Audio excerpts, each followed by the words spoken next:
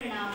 आज मैं वेदिका मंगोला, जवाहर नवोदय विद्यालय पिथौरागढ़ की छात्रा आप सभी के समक्ष एक नाटक प्रस्तुत करने जा रही हूँ, जिसमें मैं अमृता प्रीतम का पात्र निभा रही हूँ। अमृता प्रीतम पंजाब की लोकप्रिय लेखिकाओं में से एक थी, जिन्हें पंजाबी भाषा की पहली कवयित्री भी माना गया है।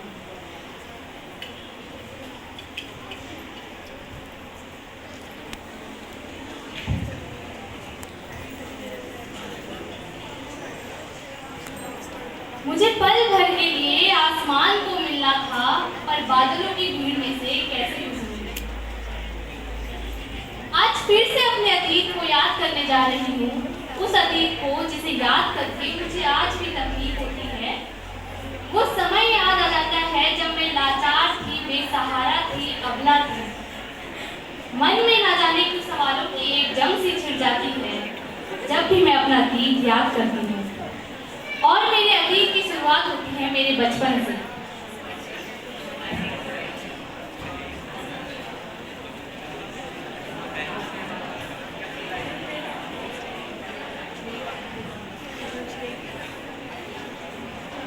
एक, दो, तीन, चार, पाँच। ये मैं जीत गई। मैंने कहा था ना मैं जीतूंगी। अब मैं फिर से खेलूंगी। बचपन जो उम्र होती ही है सपने देखने की, लेकिन कहते हैं ना, सपनों की उम्र कभी भी लंबी नहीं होती। इसलिए आ गया फरमान। ओ मुँह, ओ कित्थे है मेरा पुत्र? ओ इत्थे आ।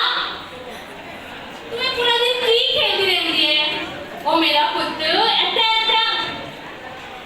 ओ अब तेरी ये खेलने कूदने की उम्र नहीं है, क्योंकि 2 दिन बाद मेरे हाथ पीले कराने वाले हैं। हाथ पीले कराने वाले हैं? लेकिन पापा जी, मेरे हाथ तो जल गए हैं, फिर इन्हें क्यों पीला कराना है? ओ पुत्र, हाथ पीले कराने का मतलब होता है शादी।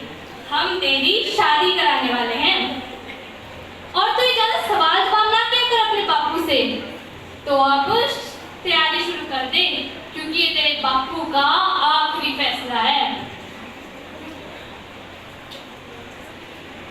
बापूजी ने कहा कि उनका आखिरी फैसला है, इसलिए शादी करने के अलावा मेरे पास कोई और आखिरी रास्ता नहीं था। अब शादी तो मुझे करनी ही पड़ी।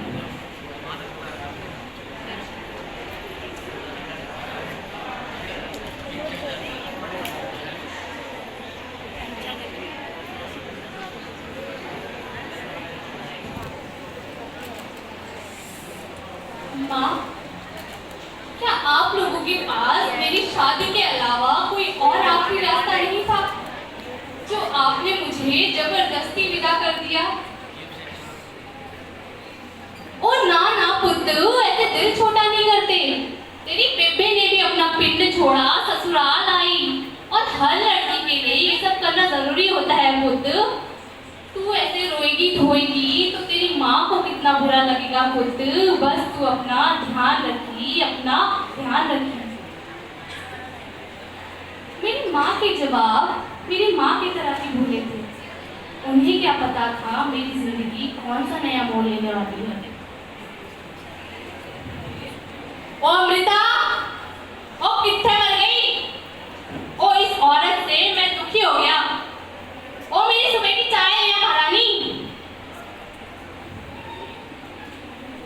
जी अभी भाई, आपकी चाय।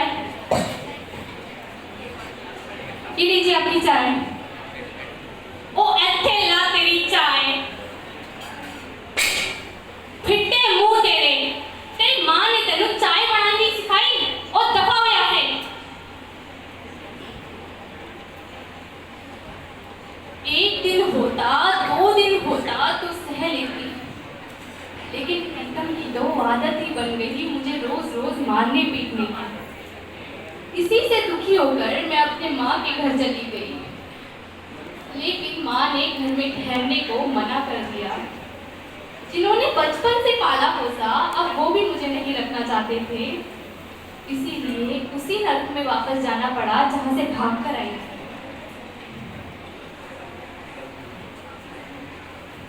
मैं घर वापस आ गई। वाह महारानी वाह, तू आ गई घर वापस।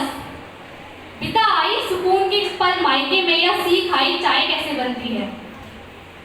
वैसे तू बिना पूछे घर से बाहर कैसे गई?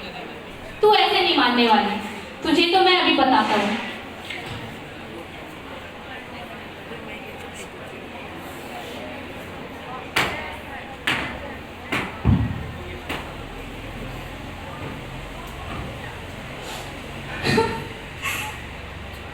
और नहीं, मैं और नहीं सहूंगी, अलग हो जाऊंगी उस इंसान से।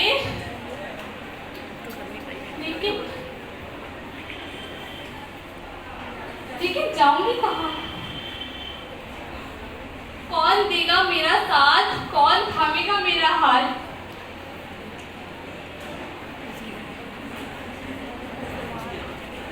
ये कलम बनेगी मेरी तलवार, क्या ये देगी मेरी जिंदगी को धार? और अब कितना याद करूं अपने अतीत को। पहले जब इसे याद करती थी तो तकलीफ होती थी, पर अब जब इसे याद करती हूँ तो लगता है कि वो अतीत ही तो है जिसकी वजह से मैं यहाँ पहुँच पाई।